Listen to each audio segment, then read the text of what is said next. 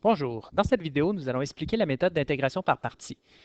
La méthode d'intégration par partie, c'est une technique qui permet de trouver les intégrales euh, dans lesquelles on a un produit de fonctions principalement. Alors, c'est une méthode qui fonctionne avec une technique, avec une formule, pardon. Alors, ce que nous allons faire, c'est d'aller chercher cette formule-là, ce qu'on va appeler la formule d'intégration par partie. Alors, pour débuter, nous allons commencer avec la règle de la dérivée d'un produit. Alors, on sait que si on fait U, V', donc on cherche la dérivée du produit de U et de V, la règle de la dérivée du produit dit qu'on calcule la dérivée de U fois V plus U fois la dérivée de V. Donc, U'V plus UV'.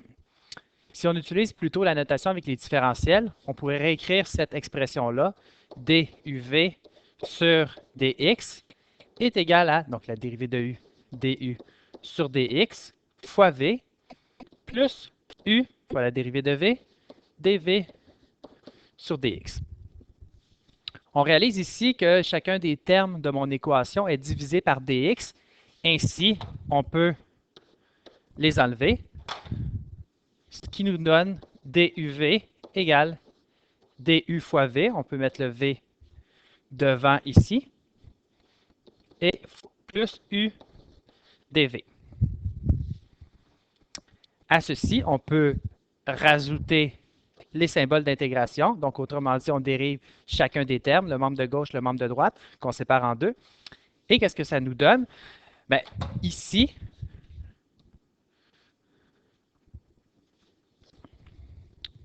nous avons l'intégrale de la différentielle de U fois V.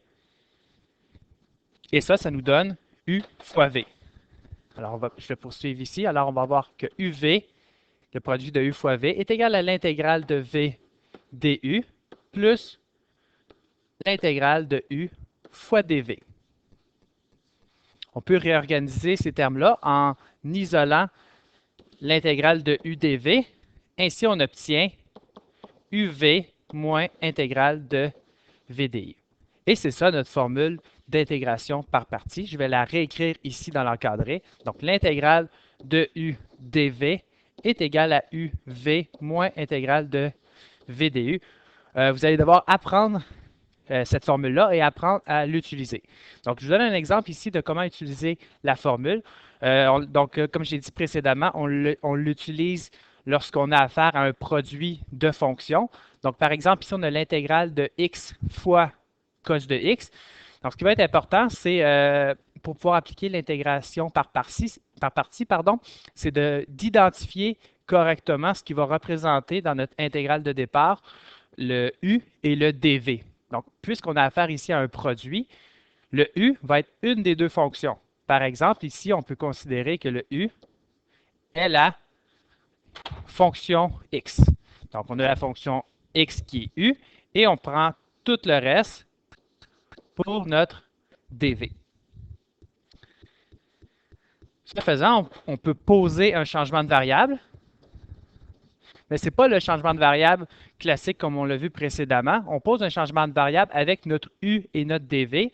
Alors, on a que u vaut x et dv, il va valoir cos de x dx.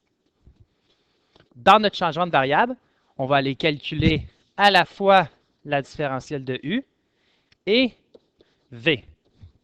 Donc, la différentielle de u, c'est dx, puisque u vaut x. Et puisqu'on a que dv vaut cos de x dx, pour aller chercher la valeur de v, on doit faire une intégrale. Donc, on doit faire une intégrale dans notre tête. Qu'est-ce qui dérivé donne cos de x? C'est sin de x. Alors, l'intégrale de cos de x dx, c'est sin de x. Alors, on complète ici le changement de variable. Ce qu'il y a de différent avec le changement de variable comme on le faisait auparavant, on ne va pas aller réécrire dans notre intégrale les u ici et les v. On va juste appliquer directement la formule. Donc, la formule, elle dit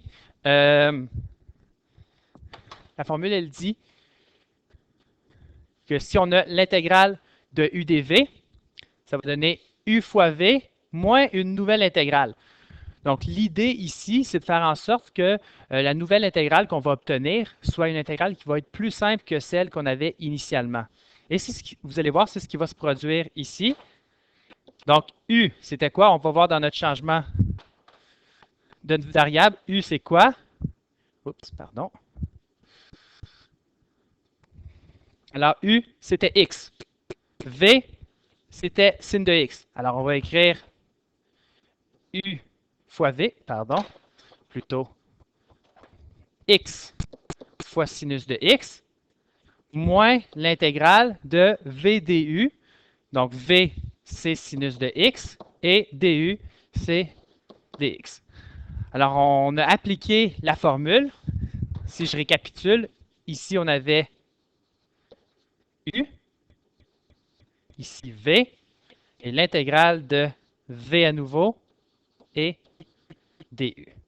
Donc, je suis allé repositionner chacun des éléments que j'avais trouvé de poser dans mon changement de variable en appliquant la formule d'intégration par partie. Ce faisant, il nous reste une nouvelle intégrale à calculer. Ce sera toujours le cas lorsque vous allez appliquer la formule d'intégration par partie. Toutefois, donc comme je le répète, cette intégrale-là est beaucoup plus simple que celle qu'on avait au départ. Alors ici, on a toujours x moins sinus de x. Pardon, je reprends. Plutôt x fois sinus de x moins l'intégrale de sinus. C'est quoi l'intégrale de sinus? C'est moins cos. Alors plus cos de x plus c. Alors ça, c'est le résultat de l'intégrale de x cos de x dx. Pour vous en convaincre, vous pourriez dériver cette primitive-là et vous obtiendrez l'intégrante que vous aviez au départ. Alors, je vais faire un deuxième exemple. Dans ce deuxième exemple-là, ce qui va être intéressant, c'est qu'on n'aura pas affaire à un produit. On va affaire plutôt à une formule de base auquel on ne s'était pas encore intéressé, soit l'intégrale de ln de x. Si vous regardez un peu plus loin en bas de la page, vous voyez qu'on a aussi l'intégrale de arcsine de x, donc une autre fonction auquel on ne s'était pas intéressé précédemment. Donc, remarquez qu'avec les méthodes que je m'apprête à vous montrer, vous pourriez aussi faire l'intégrale de toutes les autres fonctions trigonométriques inverses, arc tangente, arc sécante, arc cosinus, arc cotangente et arc cosécante. Donc, voyons voir comment on fait pour l'intégrale ln de x dx. Là, on n'a pas affaire à un produit de fonctions, mais lorsque on choisit le u et le dv dans l'intégration par partie, c'est important de faire en sorte que la fonction u soit une fonction qui soit facile à dériver et que la fonction dv, plutôt la différentielle dv, soit quelque chose qui soit facile à intégrer. Alors ici, on ne sait pas intégrer ln de x, alors ça va être automatique. ln de x, ça sera notre u. Alors nous avons u est égal à ln de x et dv, ça sera tout simplement dx. Alors dans notre changement de variable, on vient calculer du et ensuite v. Pour trouver du, on va faire la dérivée. La dérivée de ln de x, c'est 1 sur x. Alors on va avoir 1 sur x fois dx, qu'on peut réécrire dx sur x. Et v, ça va être l'intégrale de dx, autrement dit, x. Si on applique maintenant la formule d'intégration par partie, donc je la répète, c'est l'intégrale de u dv est égale à uv moins l'intégrale de v du. Alors, u fois v, on va aller chercher notre u et notre v. Le u, c'est ln de x et le v, c'est x. Donc, x fois ln de x, peu importe là, le sens, moins l'intégrale de v fois du, donc x fois dx sur x. Donc là, ce qui se produit, c'est qu'on a dans notre nouvelle intégrale les x qui disparaissent et on a l'intégrale assez simple à évaluer, x ln de x moins l'intégrale de dx, donc x. Et on n'oublie pas notre constante d'intégration plus c.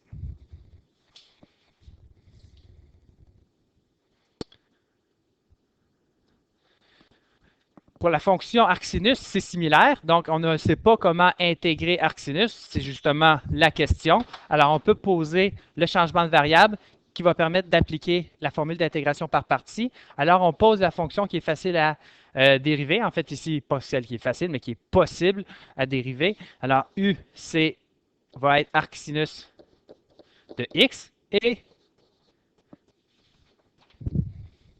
pardon, dv va être comme précédemment dx. On va aller calculer notre du et notre v. Donc, du, la dérivée de arcsinus, c'est 1 sur racine de 1 moins x2 fois dx, évidemment. Et l'intégrale de dx, c'est x. On vient vérifier qu'on a tous nos éléments dans notre intégrale de départ. Évidemment, il ne faut pas oublier des éléments. Donc, on a u dv, donc qui est arcsin de x fois dx. Alors, on va pouvoir poser la formule d'intégration par partie, donc qui est uv, donc x fois arc sinus de x, moins l'intégrale de v du, donc x sur racine de 1 moins x2 dx.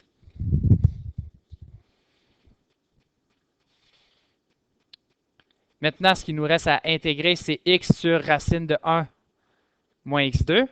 Cette intégrale-là, on peut la faire par un nouveau changement de variable.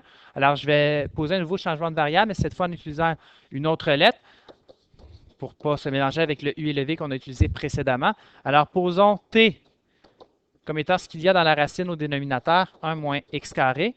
Ainsi, on a dt qui est égal à moins 2x dx. Puisqu'on a au numérateur ici uniquement dx, je vais aller me débarrasser de mes constantes. Donc, je vais avoir moins dt sur 2 est égal à x dx. Et on a tout ce dont on a besoin pour faire notre changement de variable. Alors, je réécris ici x arc sinus de x. Cette portion-là, elle est complétée. Moins l'intégrale. Donc, maintenant, le x dx, c'est moins dt sur 2. Alors, dt plus, on sort la constante moins 1/2, ça fait changer le signe moins en positif. Et on a sur racine de t. Racine de t. Alors, pour pouvoir intégrer ça ici, on a un exposant à la 1/2 au dénominateur. Ça nous ramène un exposant moins 1/2 au dénominateur. Alors, on a x arc sinus de x toujours, plus 1/2. Et là, on peut intégrer avec la formule de la puissance. Ça nous donne t à la moins 1/2 plus 1. 1/2 sur 1/2 et notre constante d'intégration. Alors ici, le 2 et le 2 disparaissent. On aurait pu évidemment amener notre 2 en haut au départ et le faire disparaître ensuite. Alors, on complète en ramenant à notre variable de départ qui était x. Alors, x arc sinus de x plus la racine de 1 moins x carré plus c. Et ça, c'est ma solution.